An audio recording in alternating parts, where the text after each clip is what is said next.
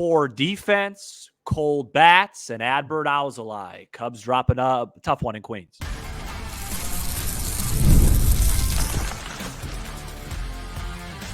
You are Locked On Cubs, your daily Chicago Cubs podcast. Part of the Locked On Podcast Network, your team every day. You are Locked On Cubs, part of the Locked On Podcast Network, your team every day. Alongside Sam Olber, I'm Matt Cozy. Sam and I are lifelong fans, taking our passion into a discussion with you on all things Cubs. Thank you for being part of the show and making Locked On Cubs your first listen today. And the best way you can help us grow the show is to listen every day, like the video, and comment anything below. Today's episode is presented by Prize Picks, the easiest, most exciting way to play daily fantasy sports. Go to prizepicks.com/LockedOnMLB and use code all lowercase LockedOnMLB for a first deposit match up to $100. Well, we are going to recap the Cubs 4-2 loss to the Mets. But first, we're going to talk about what is supposed to be a hallmark for the Cubs in 2024, Sam, and that is the defensive side of the baseball. Yeah, and before we go there, and this is kind of related to that, I just want to open with this. You know, baseball is a game, Matt, full of metrics and statistics, right? We talk about it, but there's better or worse, right? There's certain things that the metrics and the stats don't cover, and mainly that is timing, right? When you do things, how clutch are you? And there's no metric for, hey, Cody Bellinger and Seiya Suzuki are out, so we need you guys to step up. WOBA doesn't cover that. Not WRC plus, not OPS. Nobody covers that, right? It's just something that you got to do. And I understand in baseball it's hard. It's not like basketball where it's like, hey, our best player's out, so you're going to get more shots. Be more aggressive. You can't just be more aggressive in baseball. You get the same amount of plate appearances every night. But certain guys, you just got to step up. And for the first time, I've been hinting at it. I just want to publicly state my frustration with Ian Happ and Dansby Swanson, especially during this time with how banged up we are. Certain guys, we're getting contributions all over the place from unheralded guys. And these two guys are main pillars. My frustration with Dansby goes back to last September on both sides of the ball. By guys that won Gold Gloves that have been bad on both sides of the ball, but particularly offensively, especially Happ, and let's just transition defensively. I wanted to just say that publicly. The defensive side of the ball, the Northsiders flashed the leather for most of last year, had 3 players win Gold Gloves. We've talked about it a lot as being a hallmark, a highlight of the team that we so much enjoy to see play. But the defensive side has really let them down through the first 30 games of the season. And we've talked about it here and there in recaps or previews or maybe on X/Twitter, maybe in just text messages between ourselves. Done that in a while, Twitter. But the fact is the defense has been bad. They made 2 errors Tuesday in a loss to the Mets, and we will recap that game in full next segment. But they're 19th in fielding percentage and 28th, that's third worst for the math people out there, in outs above average with -8s. And they've committed the 6th most errors with 19 errors already. Horner with 5, Swanson 4, Morel 3, Amaya 2, Bush 2. Everybody else involved has 1. And unearned runs lead to earned losses. That's the best way I can put it. 135 runs allowed this year after Tuesday's loss, and 119 of those are earned. So 16 unearned runs in 30 games, Sam. Wow. I like that saying. Yeah. Yeah, and I mean, errors don't even tell the full story, right? Like Haps had a bunch of misplays. They've lost balls in the wind, the sun. Going into the year, I thought the first month I did think that they would take a step back defensively, only because they were acclimating Morel to third and Bush to first. Okay. And I do think that's part of it. But the throw that Swanson's made, a couple of them were pickable, not this one. And Horner, it's just been sloppy. It's been sloppy. I don't think there's an explanation to it. The guy, I still can't believe that Ian Happ won a Gold Glove last year. I know. I think that this is just kind of who he is at that position. And Morrell actually has not been a problem the last, I would say, 3-4 weeks at the position. I do think Bush. I think with a more experienced first baseman, probably Dansby's errors are probably cut in half, to be fair to him. But it's also his job. He gets paid a lot of money. Get the throw up, right? He doesn't throw out a line even in the routine play sometimes. Get the throw up. I think Horner's made some spectacular plays, but he's also had a few you'd like to have back. I think the error the other night was Bush's fault for getting in his way. But yeah, I don't. This is kind of a weird topic because it's just like I can't pinpoint it. Like I don't know why Dansby Swanson's forgotten how to throw the ball. I think he would, out of all these things, I think he's really the focus here. I mean, shortstop's the most important defensive position. I think so, yeah. He's the pillar. He needs to figure that out. I don't know if it's a couple of days off. I'd like to hear him speak. Maybe he speaks Tuesday night about it because it's been pretty bad. Yeah, let's see. And I don't know. I don't know what else to say other than, it's one of those things. You're out a lot of guys. You're playing poor defense, and you're 18-12. So the good news is I don't think tonight might be the first game where it really feels like it really influenced the final score. Although I'll talk about that in the second segment. But it's frustrating. It needs to get cleaned up, and I think it will. Yeah, it just needs to get better. It just, to me, entering the season, pitching and specifically starting pitching, and some of that's been dispelled, honestly. But starting pitching to me was a legitimate question mark for this team. And the defense always matched up well with that because, okay, the pitching yields a lot of grounders. Okay, they have people that can do that real well. Just the question marks in general, in order to contain some of those, we pointed to the defense, especially up the middle. But I really think to an extent, those have been increased a little bit in my book, those questions, just because of how the analytics and the stats, as you say in the open, don't call for the timing of when these occur and what it ultimately leads to. And when you allow extra outs, those do lead to unearned runs, and you like to have those back. It's a hard enough game with 3 outs, and when you give them 4 or 5, you're only asking for trouble there. Is it just me, or even when an out is recorded, Swanson throws to first at different velos? Like he'll throw it on like almost like a hump, and then he'll throw it straight into the glove. It's not just you. I know he has an internal clock, and so I'm sure it's part of that, and he's been lauded for that, and for good reason. Obviously, he's an elite defender, has been at times in his career. But I've noticed that.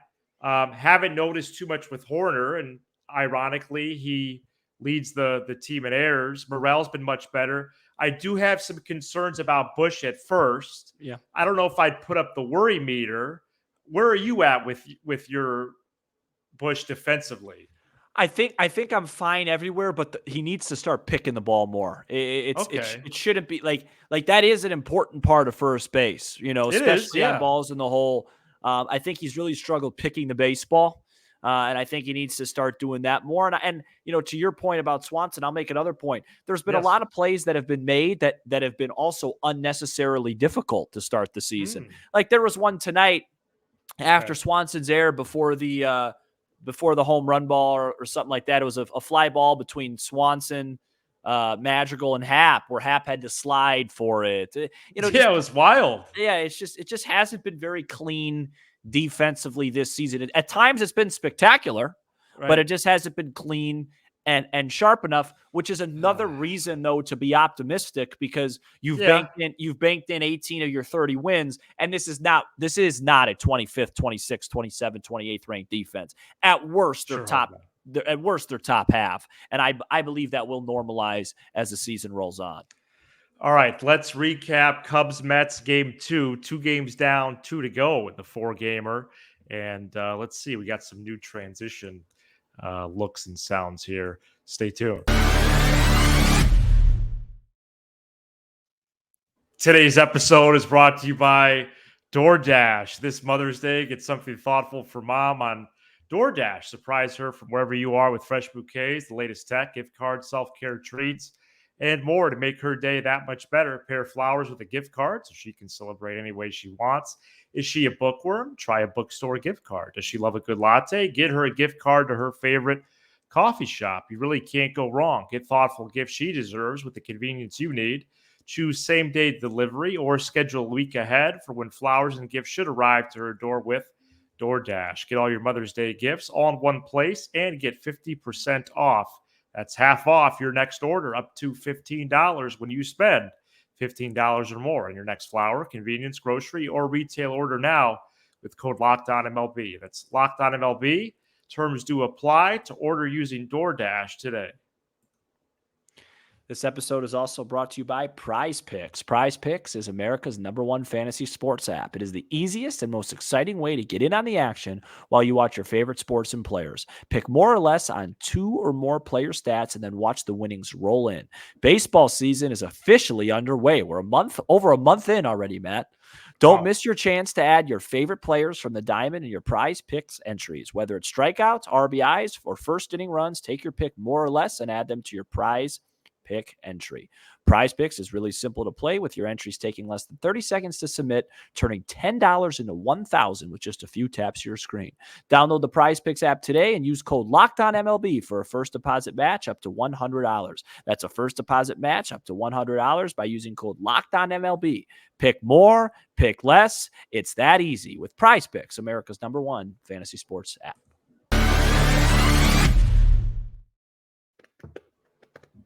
The Cubs play the Mets at 6:10 p.m. Central on Wednesday, and you can hear every pitch of the Cubs' hometown broadcast on Sirius XM by searching Cubs on the SXM app. Cubs lose 4-2 to the Mets on Tuesday. Series is even at 1 game apiece with 2 games to go. Adbert Alzolay allowed a 3-run homer to DJ Stewart in the bottom of the 6th, and the Mets held on to victory. Alzolay did go 1 inning. Colton Brewer went 2 out of the pen. Relief of Javier Assad, who threw 5 innings of 1-run ball. ERA down to 1.97. Cubs did only have 4 hits, and Mike Tauchman counted for 2 of them. Sam, where should we start in this one? Well, I think the bats are predictably cold, so let's put that second and just talk about Alzolay, because I was so upset with this, and I understand that he got 3 outs before the 3-run homer and whatever, okay? But it doesn't fix the fact that he continues to make the same stuff. Matt, when DJ Stewart came to the plate, I literally said to myself, I go, if he throws anything spinning in the zone, the game's going to be over. Said it out loud. And that was it. And the thing is, it's the same maddening thing. He got ahead 0-1. Why are you? And what I would love to ask, of course, it's not probably made available to the media, but I would love to ask Adbert, was that 0-1 pitch, was that supposed to be in the zone or not? Because it was a little cutter. Because if that's supposed to be down and in, and he made a mistake, I could live with that. I could live with physical mistakes. But if the pitch, it looked like he was just trying to throw a strike. It's the same thing. And by the way, he got Alonso out, but he made a bunch of mistakes to him. Yeah. It's just, it's to the point, I know he doesn't have any options left, but it's to the point where I think you have to consider. Is that true? Let me check. Somebody said that on Twitter. All right. But I think that you have to consider him kind of a low leverage guy right now, because that was still a very high leverage situation on Tuesday. Yeah, you're right. Night. Wow. It was a very high leverage situation. I think Adbert Alzolay only needs to come in if the Cubs are down 2 or more, or up 4 or 5 or more. I don't trust him. He's in a tie game or a 1-run game. He's 1 pitch away. If he gives up a homer when you're up 5, it's fine. I just think you have to. I literally would rather see Keegan Thompson elevate. I'd rather see other guys, Love Lady. So you're saying tied or up, or ahead, he's not pitching. He's not pitching unless it's ahead by about 4 or 5 or more. Right. With an extended. I'm just you're just not seeing any improvement. It's just the same pitches in And- the same spots. And he's not getting any good solid whiffs. Like even when he does, it's just not sharp, man. I see what you're saying. It's just he just doesn't look like a guy that's sharp at all, and he just looks like a guy that honestly needs real work. You've used the word before, flat. Yeah, it doesn't. Flat. Doesn't it feel flat? It does. Yeah. I'm just not sure. Well, basically the whole year. Yeah, I'm just not sure it's something that gets resolved anytime soon. But let's no options left. It'd have to be mutually agreed upon by him and the Cubs. I'd like to move over to the offense where basically the Cubs haven't done anything versus starting pitcher since Friday. Mm-hmm. Saturday they got shut out. Sunday they had a late comeback versus the relievers. Monday late comeback versus the relievers, and then today. I did not think Sean Manaea was good Tuesday night. The Cubs didn't do anything against them. No. And it's just, this is something that I think every Cub fan saw coming with all these injuries because, and like I mentioned in the open, I'm not going to harp on it, but unless Happ or Swanson or Morel get hot, you just don't have the oomph right now. No, you don't. Michael Busch is going through an adjustment period. Morel had the big hit on Monday to give him credit, but, Amaya's not giving you much. It's just, it's kind of bleak right now. And let me say this. If you're watching on YouTube, it goes up and down in roller coasters. They will get hot again offensively. They will have a week where they average 9 runs a game. But right now, it's a cold spell, and there's no outside help coming anytime soon. So somebody's got to step up besides Tauchman. This makes me a little bit apprehensive to even say, but should we expect it to remain in the bleak-ish zone until one of those dudes gets back? Because this is 4 straight games now, as you point out, against starting pitchers. Yeah. And that's hard evidence that we can point to. 100% the up and down nature, but I do wonder if this is more reality than it is than we even thought. I don't think it'll be this bad, but I agree with what you're saying. They had 4 hits tonight. They had none through 7 yesterday. Yeah. But I agree. Yeah, I think runs will be at a premium for a while here. I think this weekend, at least Friday, Saturday, it's supposed to be nice, and the Brewers don't have great pitchers, and Wrigley's such a hitter-friendly park when it's not 20 degrees. Right. So I think they'll break open a little bit. But yeah, runs are a premium, and the starters are delivering. They really are. Guys are keeping you in games. I mean, Assad today was a classic Assad outing. Unlike last outing where I thought he was tremendous, this was more of a, he battles, gets some good, luck, couple foul balls, but the results are there. And, yep. It's who they face. They face Budo, but who's the guy they got? Yeah, Jose Budo. Yeah, so they got him, and then third. What were you gonna call him? I don't know if we could. I think we might have to bleep that. No, please. I got enough problems. I just didn't know how to pronounce his name. And then Thursday afternoon is Hauser. So he has an 8 ERA. Yeah, you think they should break out one of these two, salvage a split, and move on. I was thinking on Tuesday during the school day, Severino could be a good Cubs pickup at the deadline. Yeah. Well, he looked at that point. Yeah. No, but what a wild season. Megan Montemurro had it. The starters that are currently in the rotation have an ERA of 1.5. Wow. Which is outstanding. I mean, a run and a half a game. Come on, man. That's really impressive. And most of them. That's not sustainable. No. One more thing I had on the defense, actually, now that I'm looking over my notes. Mm-hmm. Patrick Wisdom looks uneasy playing first base. I would almost compare it to like when I played first for a few games in slow pitch softball a few years ago. Like he's just around, like you could just tell his face and like his body language, uneasy. Like he's not having a good time. No. Like he dreads it. I agree, and it's so funny because if the Cubs just make a couple routine plays, everything could go differently. They might have not given up a run on Tuesday night. Wow. But the Wisdom throw was awful. He made a couple plays that he made that didn't look right, and But even as a runner is rounding the bag on a base hit, he doesn't know how to trail the guy. Yeah. Well, no, we've said it.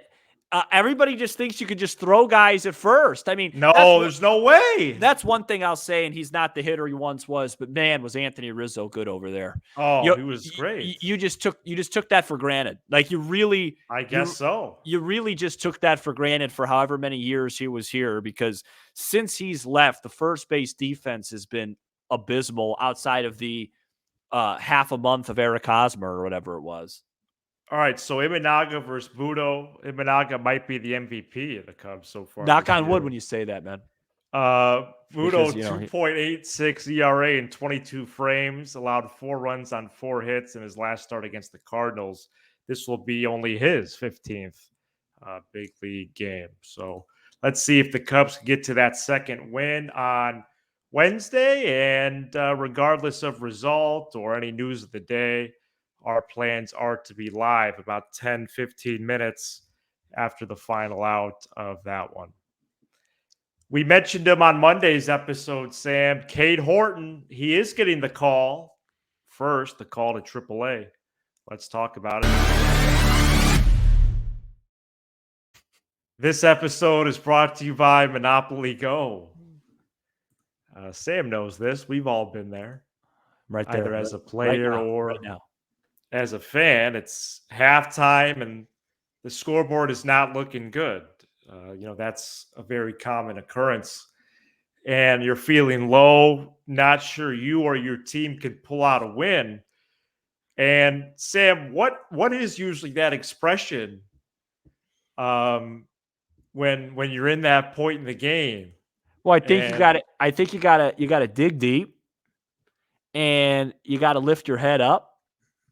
And you got to say to yourself something about it's time to take some of my friends' money, man. Yeah, time to get back in the game, pull off some bank heist, and take as much of my friends' money as I possibly can. The smash hit mobile game, Monopoly Go, lets you compete with your friends to get the most riches and the biggest empire. It's the Monopoly you love, but on your phone anytime and with lots of new twists, including leaderboards to compare your progress to your buddies. There's so much to do. Play on countless dynamic Monopoly boards, make your friends bankrupt by smashing their landmarks with a wrecking ball, and charge other players rent for your iconic properties. You could even work with your friends to crack open community chests and in tournaments to get extra rewards and climb the leaderboard. Get back out there, put on your game face, and download Monopoly Go. Now free on the Apple or Google Play Store. Whoa.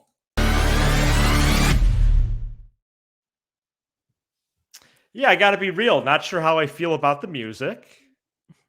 In and out of ads, but I will think about that for moving forward. May I make a report before we get into Cade Horton? Yes, please. This has nothing to do with the Cubs, but I just think I have to report it because it'll be the first and last time I ever get to report something like this. Did the Brewers lose? No. Tonight's Diamondbacks and Dodgers game is in a rain delay in Arizona. Why? Well, they're not a rain delay, but a delay. They're in an indoor stadium. Why are they delayed? There is a bee colony forming behind the protective netting at home plate in that ball game. That's crazy. Never heard of that before. The Des Moines Register's Tommy Birch first reported on Tuesday morning. What a way to some news to get your day moving. That top pitching prospect, Cade Horton, is being promoted to AAA Iowa. Horton dominated in his first full pro year in 2023, and so far at AA this spring, he has proven he is ready to continue advancing up the ladder. Sam, this is exciting. My guess is his time at AAA will make it more and more apparent that he brings value to the 2024 Cubs and maybe as a starter or reliever. Yeah, I don't want these guys to all become these hybrids. Okay, interesting. Because but maybe they're hybrids this year and then they turn into starters next year, right? Full time. But Cade Horton's a stud. He's being handled very carefully. I don't think he's pitched more than 4+ innings this year. Yeah. But he's dominated almost every time out. And, we've said it. I mean, if you've listened to the show, I mean, he is by far the best pitcher in the system. And if you like what you see from Ben Brown, Cade Horton stuff's at a whole nother level. He's one of the top 3 or 4 pitching prospects in all the land. A draft pick that Jed Hoyer and company really hit out of the ballpark, at least so far. I think you could say that safely with just the type of asset that he is. I mean, if you call any other team right now and you say, we want so-and-so and we're putting Cade Horton on the table, they're listening. So he's really good. He's got a ton of swing and miss stuff. He's been able to control the strike zone, which is always the biggest thing with a young pitcher with great stuff. He sits between 96 and 98. He's got, a major swing and miss slider. So, having him up here, I think, what is it, April? It's about to be May 1st when people are listening to this. May 1st. Which is crazy. And, you typically hasn't been a great month for the Fighting Cubbies lately, but hopefully it's better this month. But, I think if he's able to continue this, the murmurs will start to be talking about mid to late June. Will. And that's another one of the reinforcements that the Cubs could be getting in the middle of the season.